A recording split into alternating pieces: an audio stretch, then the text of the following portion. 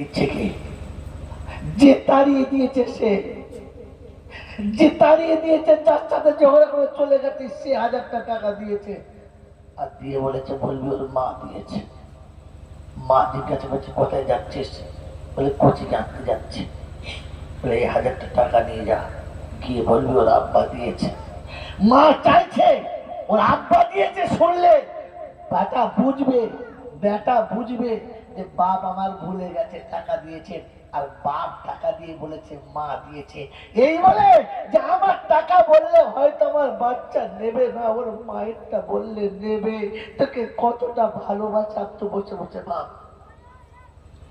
বাপ চাচ্ছে মায়ের নাম বললে বেটা আমার টাকাটা ফিরাবে না, আর মা চাইছে ওর বাপের নাম করে দিলে বাচ্চার রাগ দূর হয়ে যাবে, তবু বাচ্চা বাড়ি ফিরে আসবে।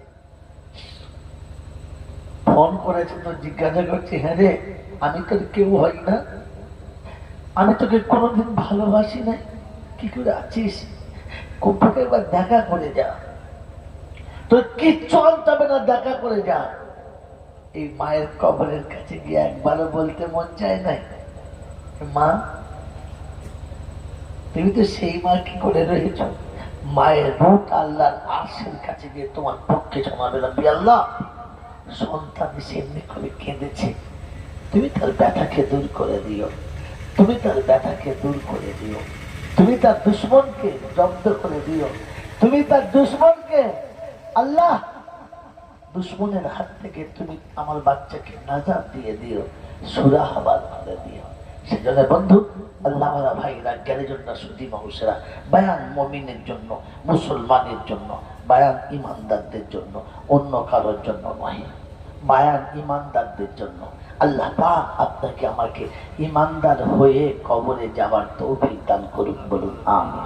আল্লাহ পাক আপনাকে আমাকে মুমিন হয়ে পৃথিবী ছাড়া তৌফিক দান করুক। মেরে মহতরম দোস্ত বুজুর্গ, আজ কুরবানির দিন এসেছে। আল্লাহ পাক বদলা তার বান্দাকে দেবো বলেছে। কাকে বলে? বান্দাকে। বান্দা মানে গোলাম, আর গোলাম হলো সে যার লাগাম অন্যের হাতে। আপনার গরুর দড়িটা আপনার হাতে ছিল না? ছিল না? তাই তার খাওয়াবার দায়িত্ব কার? আপনার। পানির দায়িত্ব কার? আপনার। তার থাকার জায়গা করবে কে? আপনি। কারণ তার গলার দড়িটা আপনার হাতে, তার গলার দড়িটা আপনার হাতে। যার গলার দড়িটা মালিকের হাতে, মালিকের জিম্মেদারি সব তার সাথে। মালিক তাকে খাওয়াবে, পড়াবে, দেখবে, শুনবে। তাকে কেউ কিছু মারলে মারবে, মালিকের উঠে না। মেরে মহতরম সোলাম বেজল জালাল বলে, ফাসিরু ফিল আরদি, পৃথিবী ঘুরে দেখো, গোলামের দড়ি যদি মালিকের হাতে থাকে তো সব দায়িত্ব মালিকের। মুমিন তুমি তোমার গলার দড়িটা শুধু রবের হাতে তুলে দাও, তোমার সব দায়িত্ব কার হাতে? আল্লাহর হাতে। বলেন আমরা আমাদের গলার দড়িটা মালিকের হাতে রেখেছি না টেনে ছাড়িয়ে নিয়েছি? নিজের ইচ্ছা মতো চলে বেড়াচ্ছি, মালিকের হাতে দড়িটা দিই নাই।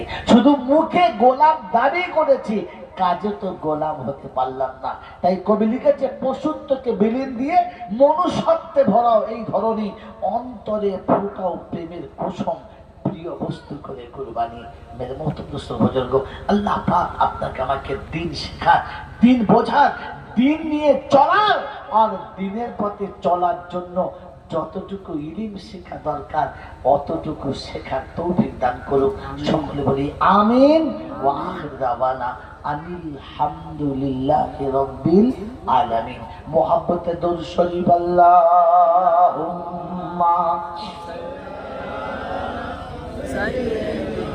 মাওলানা মুহাম্মদ وعلى آل سيدنا مولانا محمد. بسم الله الرحمن الرحيم. الحمد لله رب العالمين، والصلاة والسلام على سيد الأنبياء والمرسلين وعلى آله وأصحابه أجمعين. ربنا ظلمنا أنفسنا وإن لم تغفر لنا وترحمنا لنكونن من الخاسرين. মওলা হাকিম, দুটো হাত তোমার দরবারে তুলেছি, অতীত জীবনের গুনাহগুলোকে মাফ করে দাও।